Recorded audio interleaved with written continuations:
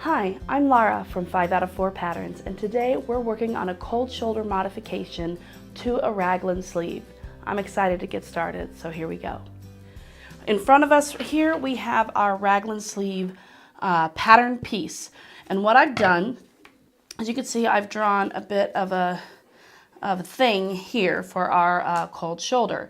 Now, what we are going to do, or what I did, is I measured in about 1.5 inches from the side, on each side, from here to here, about 1.5 inches, and I marked it. Then I marked the center of those 2 points, and I came all the way down. I did about 6.5 inches, 6.25 inches down, and that's my bottom of my curve for my cold shoulder. And then I just did a freehand line that connected, a curved line that connected them. What I will do is I will now cut this out.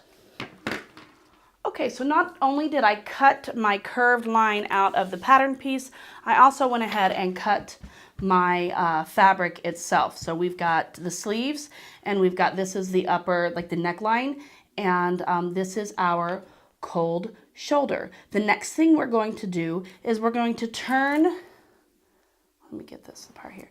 We're going to turn the fabric under 1/4 inch or so, and we're going to hem all the way around to finish that line. So here we've got our curve into our sleeve. Our next thing is to just put together the raglan top as usual. So I'll be right back with that. I have assembled the entire thing. The only thing I haven't done is hemmed, and I have not top stitched my neckline. Now, I want to talk to you about the neckline. Generally, we press the seam allowance down and we top stitch. You are going to do that, but once you get to this opening, you don't want this seam allowance showing.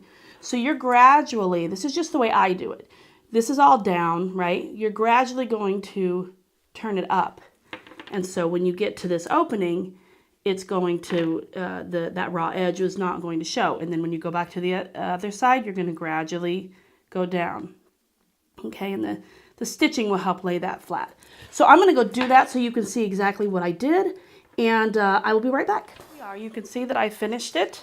I have top stitched around, and you can see how it's gradually come up here to close in that raw edge. And let me turn it inside out so you can see exactly what I did. So this here was all pushed down. You know, it was pressed downward and then top stitched.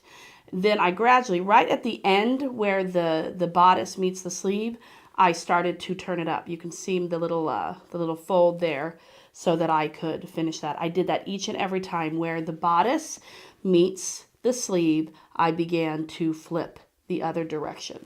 So that just gives you a finished look. I know other people may do it differently, but this is just the way, as I was doing it, that I decided I would do it. So last but certainly not least is I like to add this optional strap here. What this does is it covers up my bra strap and allows me to still have the open shoulder while wearing my regular undergarments, which I prefer. So what I did is I made a tube. You can see that it's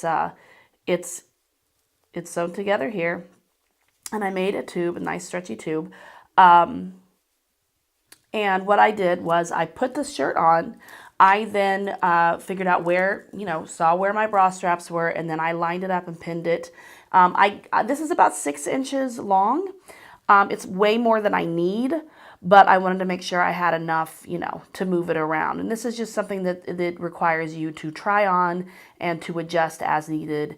And, I pinned it in place, and then once I got it exactly where I wanted it, I took it off and then I stitched it. But this is just an option if you don't have a bra that really can hide under here, or you're not wearing, say, a strapless bra or whatever, which I never do. So I like to have this little added feature. It's not just functional, it is just a cute little, option that makes it, the garment just a little more fun and a little more unique. So there you go.